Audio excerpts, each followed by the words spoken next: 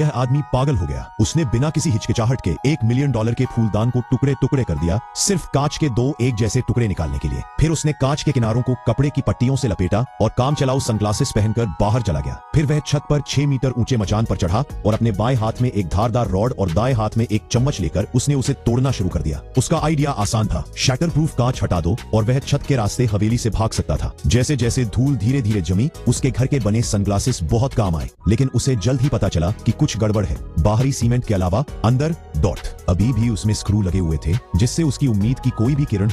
Temperature पहले ही 6 degree Celsius तक गिर गया था। अपने कंबल में दुबका हुआ ठंडा खाना खा सकता था और मशहूर पेंटिंग को देख सकता था। तभी एक सिक्योरिटी कैमरा अचानक जल उठा। उसने मुड़कर देखा कि सफाई करने वाली औरत दरवाजे पर सफाई कर रही है। नीमू जोश में दरवाजे की तरफ दौड़ा, चिल्लाया और उसे पीटने लगा, लेकिन साउंड प्रूफिंग बहुत अच्छी थी। उसने नोट बाहर चिपकाने का सोचा ताकि दूसरा आदमी उसे ढूंढ ले, लेकिन उसे हैरानी हुई कि नीचे कोई गैप नहीं था। उसके पास फ्राइंग पैन को फिर से उठाकर दरवाजे पर पटकने के अलावा कोई चारा नहीं था। जब तक सफाई करने वाली औरत लिफ्ट में वापस नहीं चली गई, वह निराशा में दरवाजे से टिका रहा, जोर जोर से हाफ रहा था। फिर वह लिविंग रूम में लौटा और थक कर सोफे पर गिर पड़ा। उसने चाहा कि काश वह बस मर जाए और फिर कभी ना उठे। कुछ दिनों के बाद उसका खाना आखिरकार खत्म हो गया और उसका टेम्परेचर गिरने से बढ़ने लगा, तो उसने अपना कॉन्फिडेंस छोड़ दिया, एक कुर्सी को खोला और फिर चाकू से ध्यान से खांचे बनाए ताकि रिंच जैसा एक टूल बनाया जा सके। उसे हैरानी हुई कि यह टूल जो उसने यूं ही बनाया था, असल में स्क्रू खोल सकता था। लेकिन जैसे ही वह दूसरा वाला खोलने वाला था, रिंच जोर से टूट गया। लेकिन उसने हार नहीं मानी और दूसरा बनाया।